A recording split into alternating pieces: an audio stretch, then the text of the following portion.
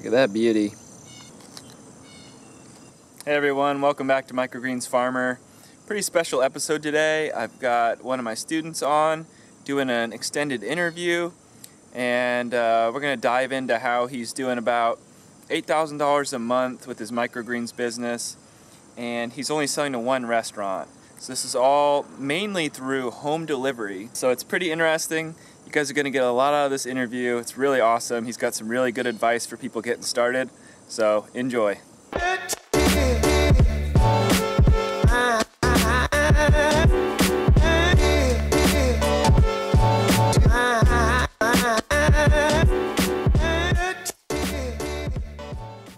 Yeah, so I guess we can just start jumping into it if that's cool. Yeah, for sure. All right, so why don't you just introduce yourself, give me your full name, tell me where you're located, and just give me some of your backstory, like what led you on this microgreens journey and starting to become an entrepreneur. Yeah, absolutely. So what's up, everyone? I'm DiLillo from Long Island. It's in New York. It's that weird little island next to New York City. Mm-hmm. The name of my company is Don's Finest Living Foods.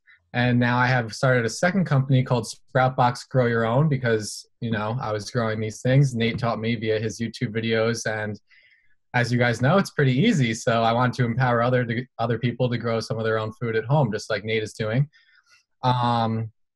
So I've had an interest and a passion for agriculture for quite some time. It really solidified in college when I was in my sophomore year. I was in a class with this really cool professor, Charlie Hall, and he was talking about this urban farmer from Milwaukee named Will Allen. And he does everything organic. His farm is a complete system, so everything works with each other, and I just loved that. I studied sustainable energy management, and there was no agriculture anything at my school. I went to SUNY ESF, Environmental Science and Forestry. So any chance I could to take a creative way to put an agriculture spin on any of my papers, anything like that, I was doing it. I was trying to write on Will Allen anytime I could. I graduated from college. Well, actually, before I graduated from college, I reached out to not an urban farmer, but an organic farmer here on Long Island, Sarah Farms. And I worked for him for 2 summers just to see if I really did like this farming thing. And I did, even though I was picking tomatoes for like 5 hours a day in the sun, I still loved it. Like, it was so cool watching plants grow from like very small to very big, and it was just awesome. So that really solidified it. Then I graduated from college and I was working in the LED industry. So I would go into businesses and I would switch out their old fluorescent lighting for these new, more energy efficient LED lights. And it was cool, but it's not where my heart was at. I knew I wanted to do something in agriculture, and I knew I wanted to work for myself.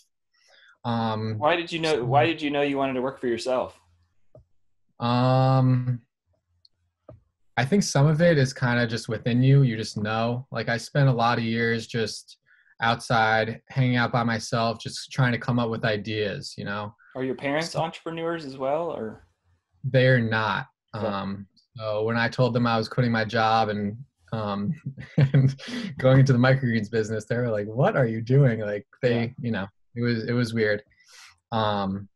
But I think now they see that I'm really happy and I'm starting to get a little bit successful. So I think they're definitely happy I did that. Yeah, let me just quickly mention, I didn't mention at the beginning, but you sent me some of your statistics for your sales. So this is one reason people want to probably keep watching this, is that you're doing about $8,000 a month in sales, right? Yep. Okay, great. And we'll dig into that a little bit more later, but I just wanted to provide that make sure people understand this is really legit and they're going to learn some good stuff in this interview. So yeah, Absolutely. Keep going with your story though. All right, cool. So yeah, it's just not where my heart was at. So I was always like researching online on YouTube, like, what can I grow that's highly profitable that I can start a business right now? And I had been doing that for years prior. I think like before your videos were up. So then once your video's up, I was probably one of the first ones to see it because I was actively looking for that exact thing. So when yours came up, I was like, oh my gosh, that's it. Like, I'm going to do that. Like, I can totally do that. You were teaching it really well on YouTube at the time, also, so that helped a ton. And I just dove in. Cool. Yeah. So you went over to the website and you downloaded the quick start guide.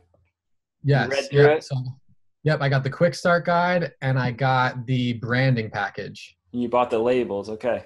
And you Yeah, and the you labels. you dove into the quick start guide. You read through that thing, and that just, you were still excited to do it after that. What'd you do? How'd you take action? What were the first steps you took when you started to dive into it? Oh man, it's been 2 years now, so it's a little bit hard to remember back that far. But I started in my parents' basement. I made them section off this little corner so the cats wouldn't go in there. Mhm. And I just bought, I think pretty much a similar rack to what you use, just one of those metal racks. I mounted 4-foot lights on it.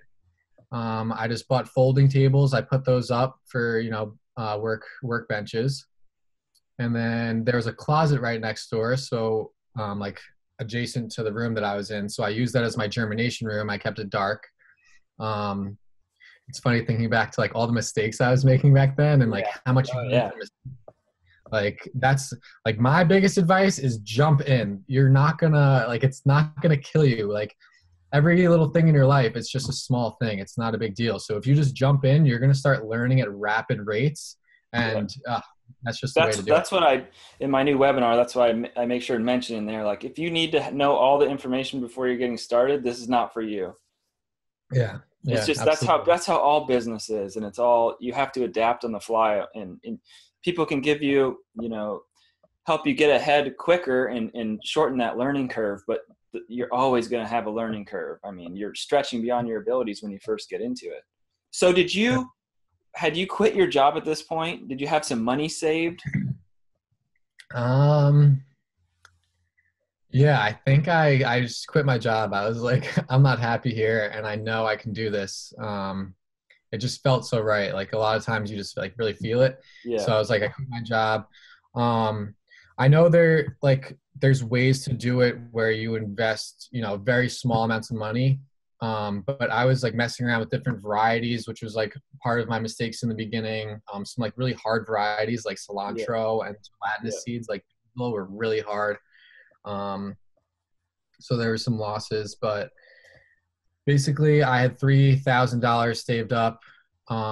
Within 2 or 3 months, I was negative 4,000, which was completely fine. Because it's all assets. You're learning, you're getting your assets, you have your equipment. And one thing that helped me a lot with cash flow or just having money in the beginning is Chase Bank, whether you support them or you don't. They have this awesome 1 year, no interest business credit card. Mm-hmm. So you can just buy one of those with, say, $10,000 of what's the word I'm Credit. looking for? With Credit, yeah. credit limit. Yeah. Credit, it's a credit card, right? Yeah. So $10,000 of credit limit, and you can go buy your stuff and not have to worry about paying that off for a whole year because it's interest free. Yeah. So I was actually net positive in 9 months, so it worked out perfectly. So a lot of people, spending a good amount of money up front like that, one of their fears is that the market's not going to be good. Did you already have you must have had some confidence that the market was good, or did you just cross your fingers and hope for the best sort of thing? So there was a pretty quick transition. What happened with me is when I first started this, I thought I was going to be selling to chefs. That was my first thoughts. Also around the same time, one of my good friends, Jesse, and his father, they're really healthy. Like his dad was vegan for over 25 years, like health nuts. And I was learning about the living foods category in general. So that's sprouts, microgreens, and wheatgrass. And I knew about the nutrient content of the microgreens. So and the chefs weren't really working out. I think every location is quite different. Mm-hmm. My location on Long Island, we're very populated. It's a very quick pace. So the chefs, and also there's a huge microgreens company called Coppercrest on the east end of Long Island. Mm-hmm. And I think they're like international. They're probably like the biggest around. Mm-hmm. They focus on the small frilly varieties for chefs. and they were distributed already by Baldor Foods, which distributes all the specialty foods to all the restaurants. If they can't get it from Baldor, it was just easy for them to get it from there. So I was having a little bit of friction there.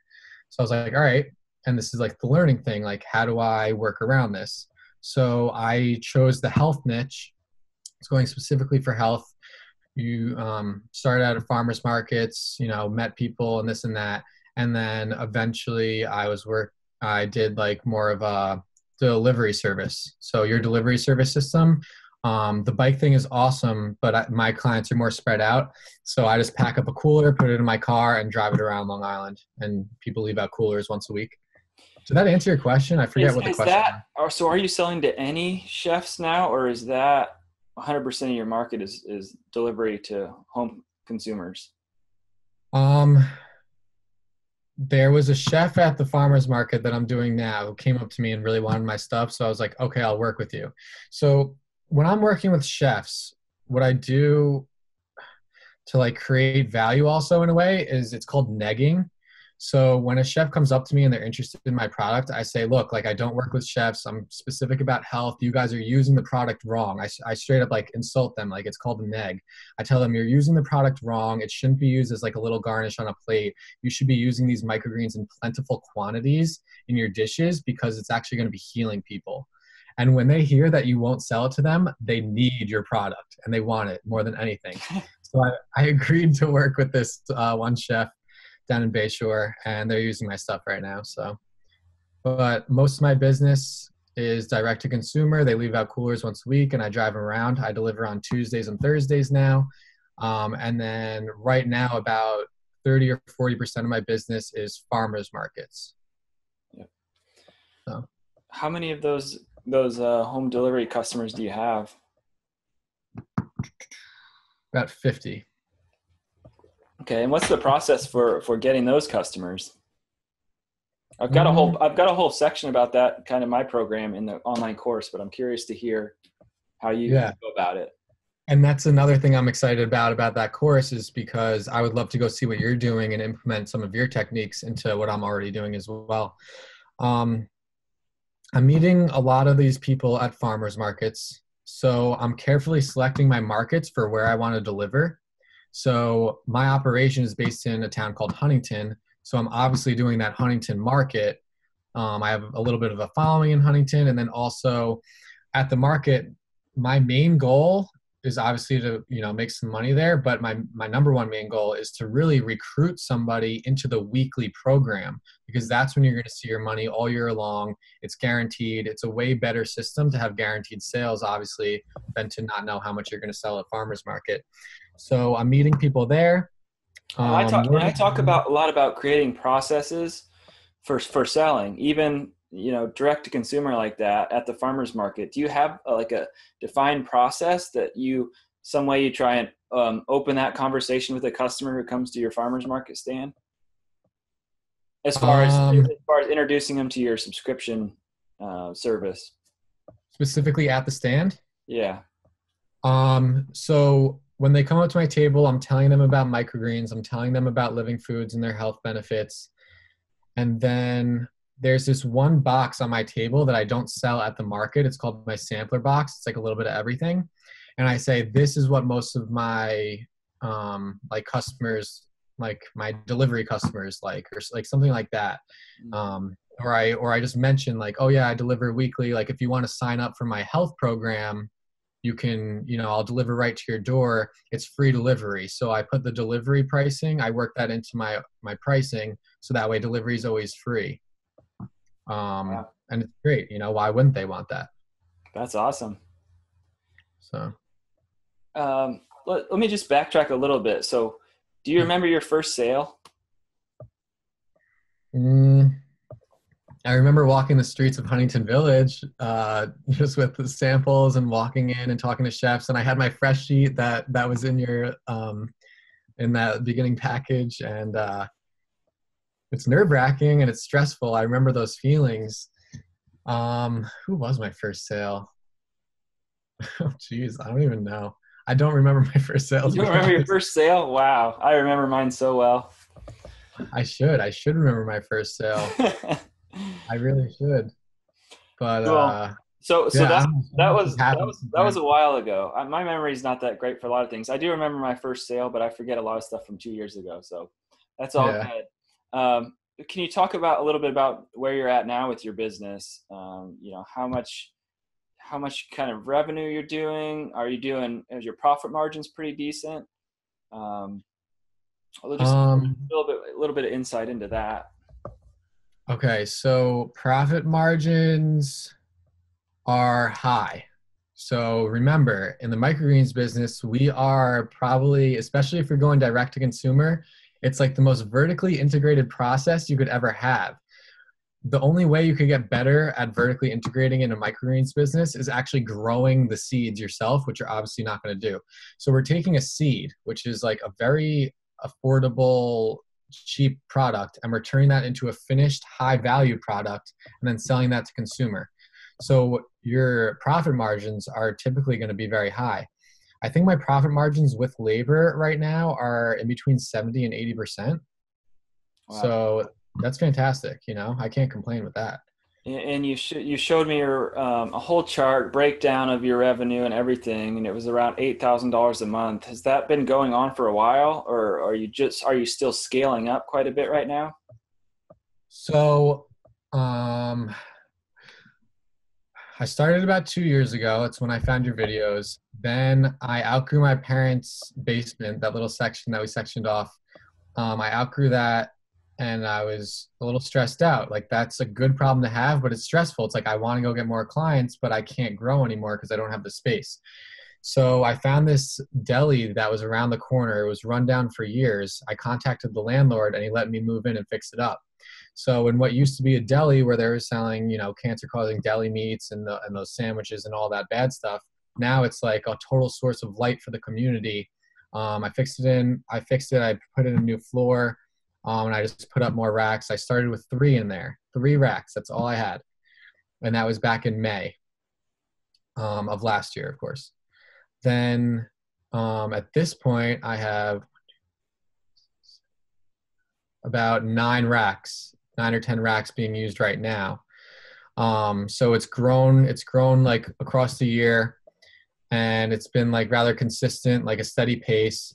I was actually on News 12, which is the local news station. That helped a lot. I got quite a few weekly customers off of that. And now I've outgrown this space, which I didn't think, like I never really thought that far in advance, but it's only 640 square foot. Um, and now I need more space. So I found another place around the corner again. Luckily, my commute is staying around 2 minutes. Mhm. And this one's going to be close to 2,000 square foot. Right now in my current space, 640 square foot, I can do $100,000 worth of business. Yep. Um, Which is in this, about where you are right now. right, exactly. And I still have another 2 racks that I could be using. I just don't want to push it. In this new space, because there's so much more space, you can lay out things better, etc. I'm going to be able to do probably over $500,000 in revenue every year, Yeah. which is wild. We're just growing these little plants, and I just created this business 2 years ago off of Nate Dodson's YouTube videos. It's so cool. That's awesome. And are you hiring people then to help you at this point? Yeah, so they're not on the books, so don't Yeah. don't spread that They're news to the attention. contractors, right? Right. Yeah. Yeah, she donates her time, and I don't know. Anyways, Yeah, but that's a very good model for the cool thing about agriculture is you can do those sort of work trade exchanges in the beginning because it's something, the thing you're selling is something that every single person needs.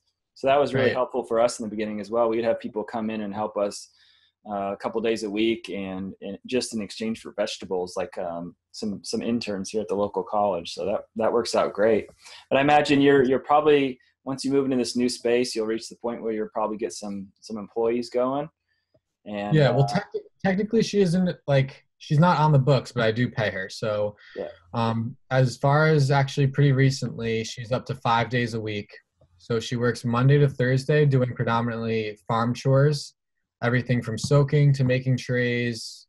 Well, actually unsoaking, making trays, and harvesting are the three biggies. Watering too. and then she works a farmer's market for me on Saturday. Awesome. Does she have like a checklist, or do you use checklists in your business? Because I have a bunch of those in the course. It's a big part of how we keep things streamlined. I would say checklists are critical. In this business, you want to stay concise. You need a very efficient, concise process. And you don't want to waste minutes or hours thinking like, what do I do next? Like, no, it should be on a checklist. I can get all my morning chores done in an hour, Yep. And then I can take hours off in the middle of the day if I want to, and then go back and harvest later or make some trays later. So the checklists are important, especially when you're hiring employees as well, because training them, it's a lot easier when they have a checklist like, all right, this is the task. How do I do this? Now I know what to do. And they can just go boom, boom, boom off the checklist, and they don't have to think either. Yep. And get your checklist going right in the very beginning as soon as you can. And as you add more products, as you add more different customer segments, you can layer that stuff slowly on top of your checklist and make it more complex over time.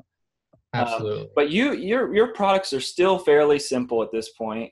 You're not growing 30 varieties of microgreens. Can you tell us a little bit about what your products are, your main products? Yeah, so I have veered off a little bit from just the microgreens business.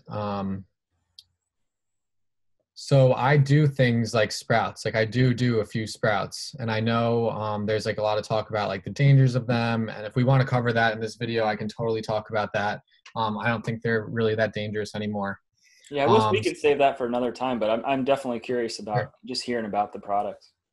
Absolutely. So I started off with a few microgreens varieties. I was doing pea, I was doing sunflower, and then a few of those tricky ones, which I abandoned. I don't do those anymore, like the cilantro and stuff. So I have 4 microgreens varieties. I have sunflower, sweet pea, radish, and broccoli. And I think it's nice when you're doing just a few because you get to master those varieties. I would definitely, like before moving on to another variety, master what you're doing currently. It doesn't make sense to take on something else. Yeah, I do those varieties. I push that hard in my quick start guide and in my webinar. Just that's one of the biggest mistakes I see people make is they start with 10 varieties, and it's just the timing is a big part of it too. Not only are there different techniques and different issues that you're going to run into with different crops, but just timing things is very challenging when you have that many different varieties. Yeah, absolutely. I think when I first started growing, I wasn't really growing to sell. I was trying to like learn how to do it first.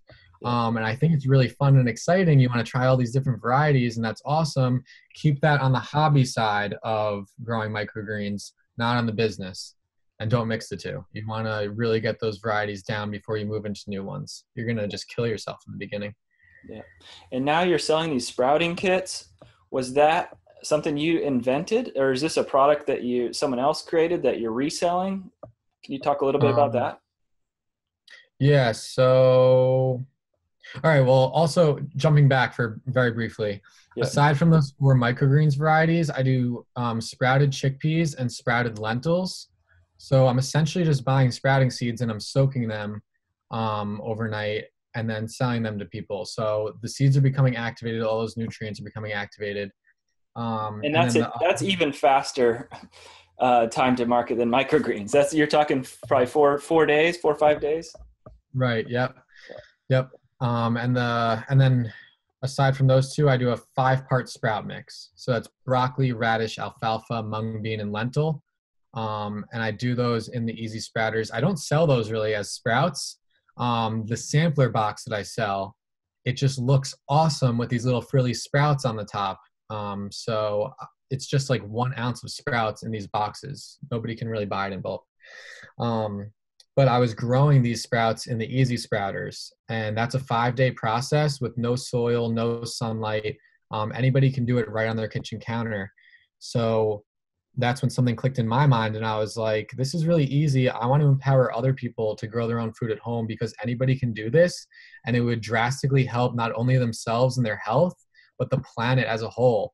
Because if everybody substituted one of their meat meals with a sprout meal, I don't think we'll even be talking about global warming. You know what I mean?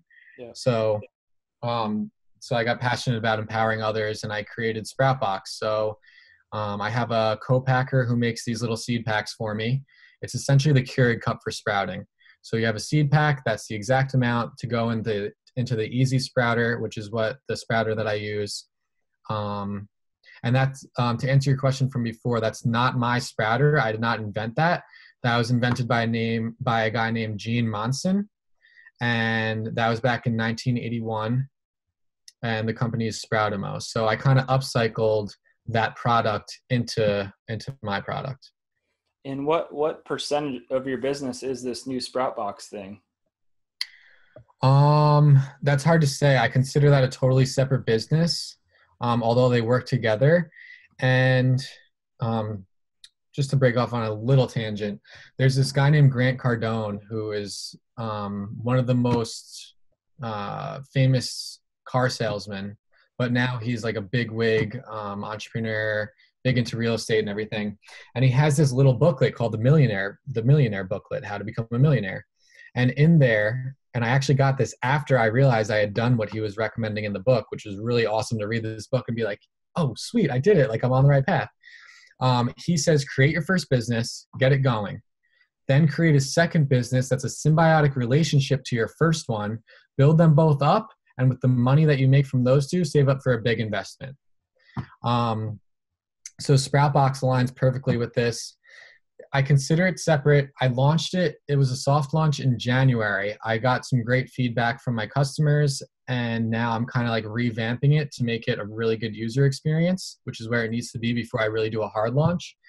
But what's awesome is that it provides a really amazing thing to put on my farmer's market table. So not only do I have living trays of microgreens in the packs that I sell of the microgreens that I grew, but I also have these little seed packs and easy sprouters so people can grow their own at home. And it does help out a little bit with sales at the market.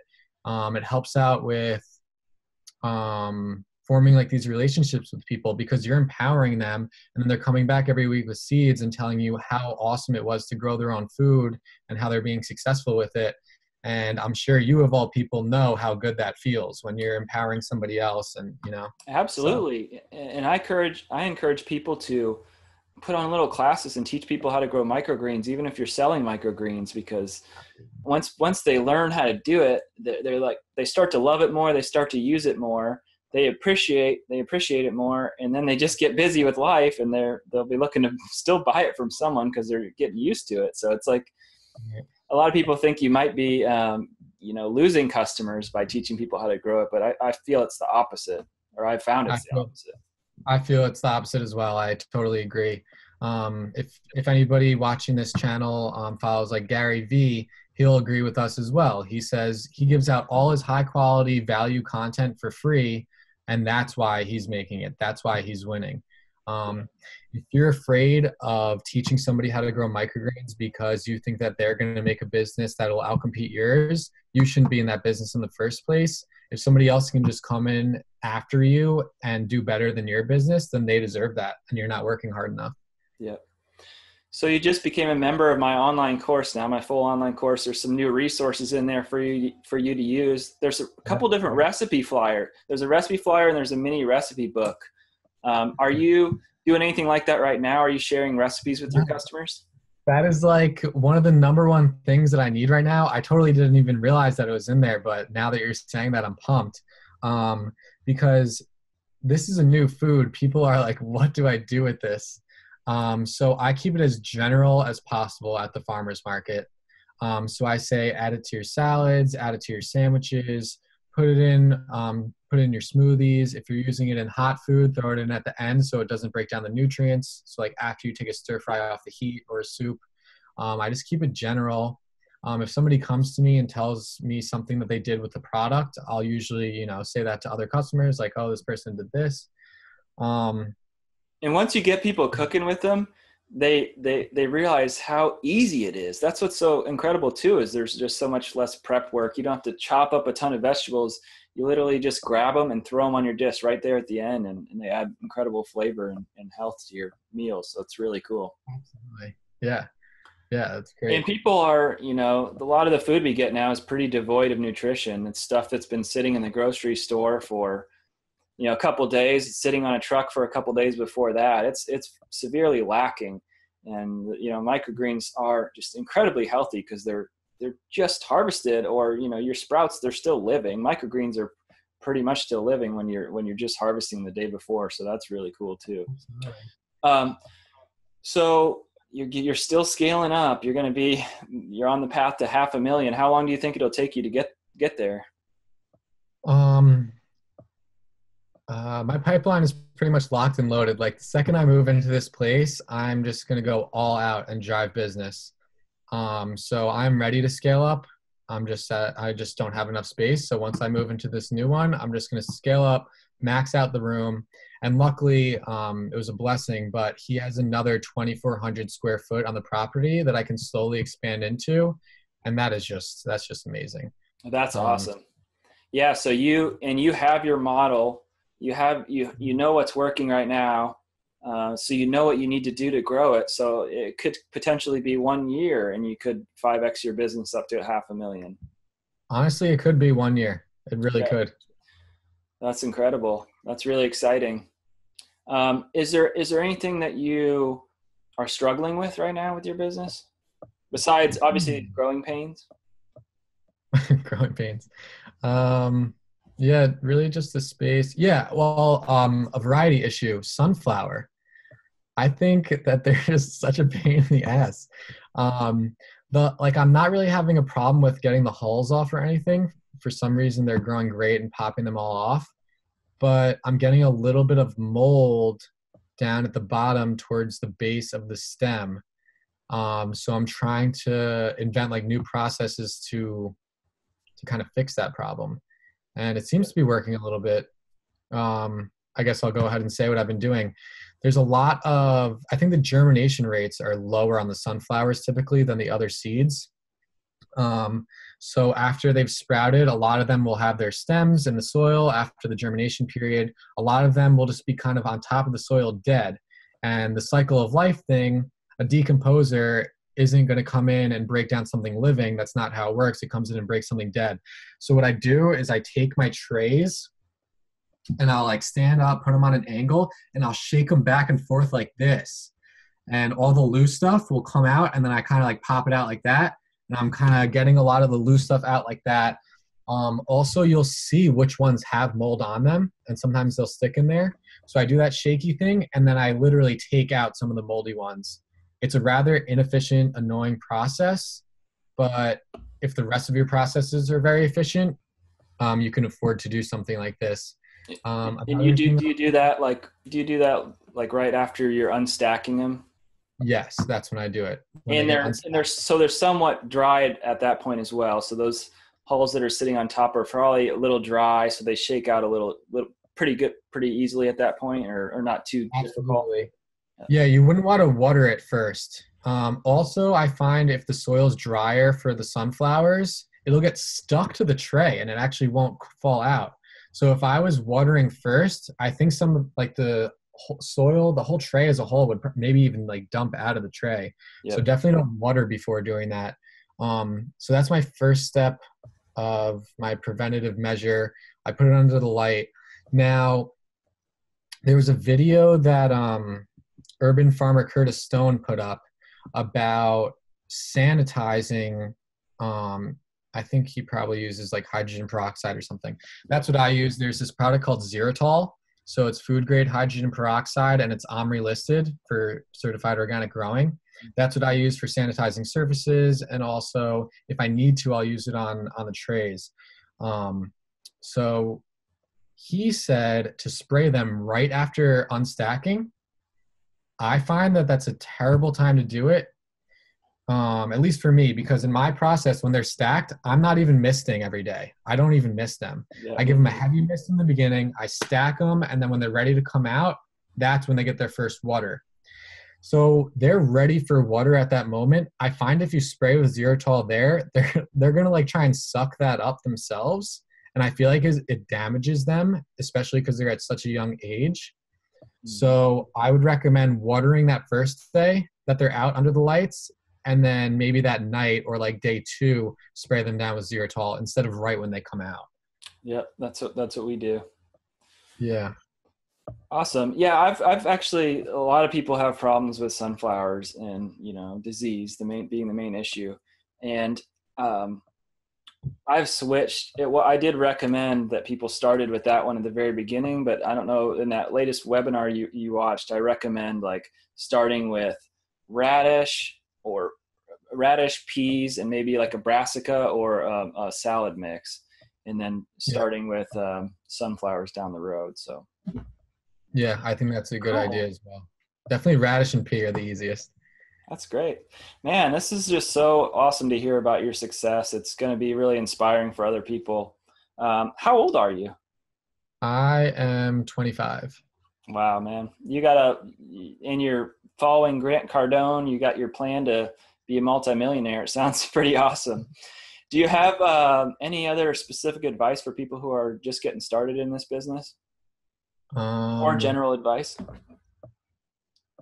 just getting started. Don't be scared. Turn that fear into excitement because fear is just awful. It's the opposite of love. Like you don't want to be, you just ditch the fear. Ditch the fear and ditch the anger and practice gratefulness every day. Yeah, Um, that is the biggest issue holding people back from just getting started. They feel paralyzed by fear. Um, I talked a lot about that in the webinar too. yeah. It just and most of it's irrational fear. Mhm. Once you face it, you realize like it's not a big deal. Like even if someone says no, it's just like, oh, they said no. Oh, okay. Well, that's not a huge deal. This is not, you can't think that your product's for everyone. It's not for No, everyone. it's not. Um, yeah, you got to get over that. And that's just, it's just an ego thing. It's just part of this primal instinct we have, and it's not serving us now, especially getting a business started. But I definitely have compassion for people who are getting started and they have that fear, because I was in that same place as well. And it's just something, you got to get over, and just take some time, meditate about it, think about it, realize what it's doing. And and you realize it's not serving you, then just set it aside and move forward. Right. Well, man, huge congratulations to you. This is so Thank you. awesome. I'm so happy to have you a member of the course now, and you can be in the Facebook group. Hopefully, helping some people and inspiring some people in there. We'd love to have you in there communicating with people as well. Um, Absolutely. so it's been great to talk to you, and we're going to keep in touch for sure. I like to follow people's success, and super inspiring. So thanks so much for talking. And is there anything else you wanted to mention or anything? Yeah, I mean, just thank you so much for doing what you do and putting this information out there, because it's it's real. Like 2 years ago, it was, it's not that long ago, and it was such an amazing experience, such an amazing journey. And it's all thanks to you. If your videos weren't there and you didn't have that quick start guide, I would not have started because I wouldn't have known what to start in. And that allowed me to just quit my job and start up, and that's amazing. So thank you so much. Awesome, Don. Great talking to you, man. Well, yeah, you as well. All right. Take care. Wow, you guys, I just got done rewatching that interview, and the part at the end there where he said, "It's real, it's real." I got the chills when he said that, because it's true. This is the real deal, and I know sometimes this can seem too good to be true, but it's an amazing career you can get going, helping people, eating some of the most healthiest foods on the planet, and make a good living doing it. So I hope you found that really inspiring. Definitely go check out what Don's doing, donsfinest.com, and follow him on Instagram. I'm going to put the links to his website and his Instagram and his Facebook below this video so you guys can follow along with Don. And I had so much fun doing this interview that it's inspired me now to want to do more of these and share more people's stories. So I'm going to reach out to more of my course members and start to feature them on this YouTube channel, I hope. And if you have a microgreen story you want to share, send me an email, nate@microgreensfarmer.com, or hit me up in the comments below this video. But that was awesome. So many good tips in there. I hope you guys found this useful and inspiring.